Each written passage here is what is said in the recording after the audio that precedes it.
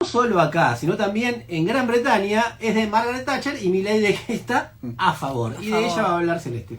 Claro, en el último debate, Javier Milei, el último debate presidencial ante el balotaje, Javier Milei volvió a hablar, ya lo había dicho, de su admiración por Margaret Thatcher, la ex primera ministra del Reino Unido.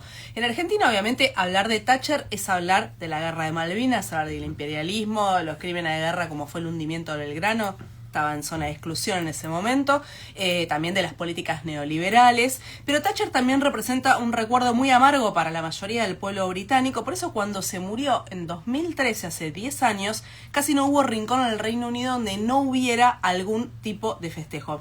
En las conversaciones después del debate, me crucé bastante en redes sociales, sobre todo con gente joven que conoce poco o nada a Thatcher y a lo mejor es un poco más difícil entender la magnitud de lo que significa decir admiro a Margaret Thatcher, claro. Que es lo que dijo Javier Milei.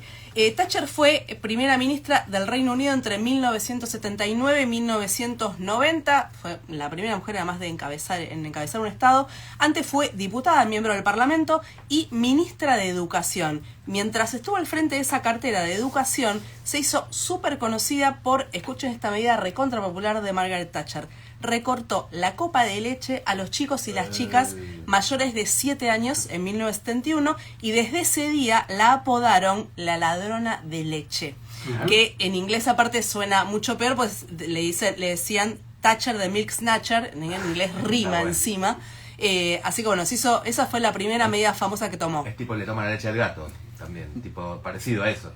¿Por qué? Y la maldad de tomar la leche del gato. Bueno, pero le roba la leche a los niños, es peor todavía.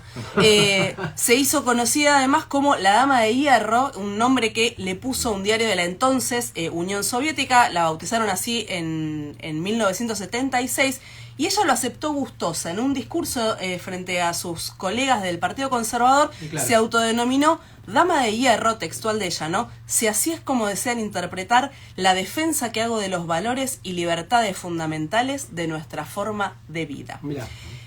Thatcher fue, junto con Ronald Reagan, una de las arquitectas de lo que hoy conocemos como neoliberalismo. En ese momento también lo bautizaron como revolución conservadora, con muchas comillas. Coincidieron ambos, Reagan y Thatcher, en identificar a la clase trabajadora, sobre todo a sus sectores organizados, como el enemigo que había que derrotar para fundar una nueva forma ¿no? de gobernar, un nuevo momento del capitalismo. Por eso ambos se hicieron conocidos por sus respectivas guerras de clase, por ir muy duro contra los sindicatos. En Estados Unidos estuvo los esfuerzos de Reagan en contra de la huelga de Patco de los controladores aéreos en el 81, y en el Reino Unido 11.000 despidos, ¿puede ser?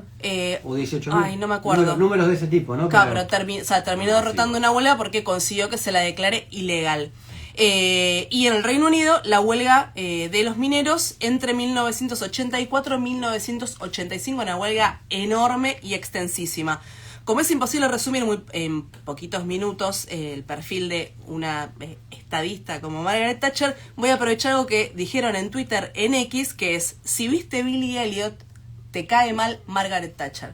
Y me parece una gran excusa para contar, por ejemplo, que la herida es tan profunda en el pueblo británico que se ve en un montón de películas, también en bastantes series, y no estoy hablando de películas políticas de directores como decirles Ken Loach, lo cual sería una obviedad, sino que en casi cualquier película que más o menos hable, ¿no?, de esa época.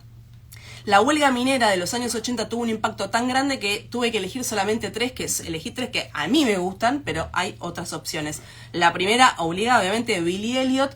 Billy quiere ser bailarín, pero su papá y su hermano son mineros, están en el medio de la huelga y no tienen un peso. Aunque es un momento recontra dramático, el sindicato junta la plata para que Billy vaya a hacer la prueba.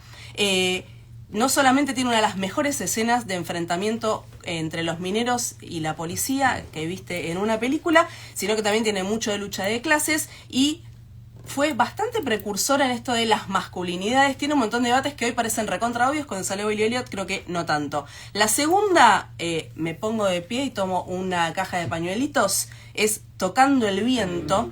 Los trabajadores de una mina, de un pueblo minero en el norte de Inglaterra, que además es en la zona norte de Inglaterra, mucha tradición obrera, se enfrentan al cierre de la mina. No solamente van a quedarse sin trabajo, sino que va a dejar de existir la banda de música de los mineros, que tiene más de un siglo de historia es para llorar, tengan cuidado, pero es muy emotiva, súper linda. La última sobre la huelga, sobre las huelgas, la película Pride, Orgullo en inglés.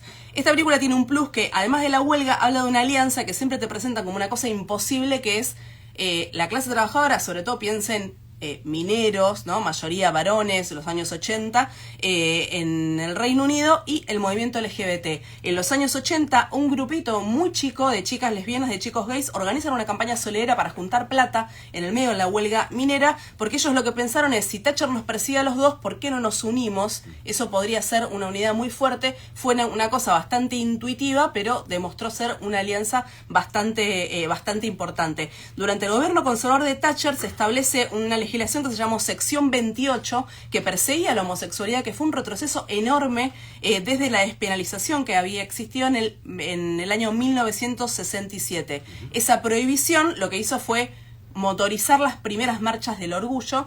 En Pride ven todo esto, y además está una de las versiones más lindas cantadas a capela de la canción Pan y Rosas. También les recomiendo esta película, es preciosa.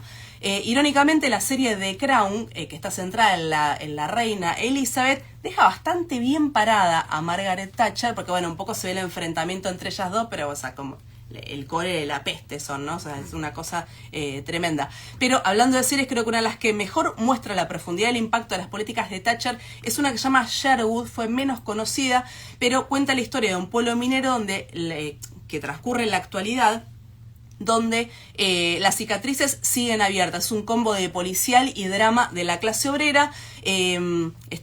Está muy buena la serie, esa también se las recomiendo mucho.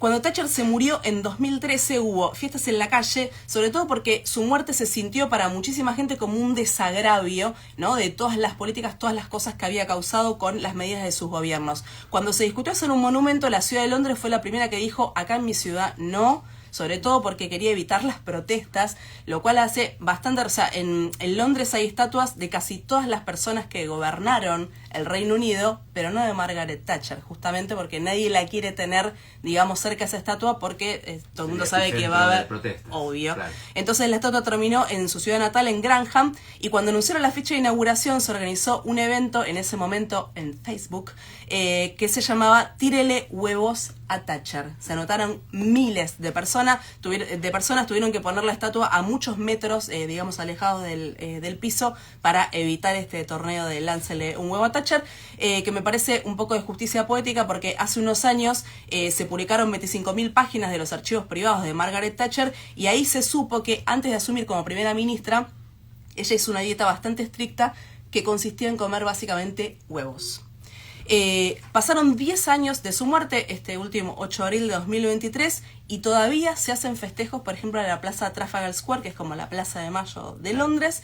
Si pasás por ahí o por una calle cualquiera del Reino Unido, probablemente escuches cantar, también te puede pasar en la cancha, Maggie is in a box, que significa Maggie está en el cajón, o la canción del Mago de Oz, que trepó al número 2 el 8 de abril de 2013, cuando se publicó la noticia de que Margaret Thatcher había muerto, que dice, ding dong, la bruja está muerta. Por suerte, Celeste Murillo.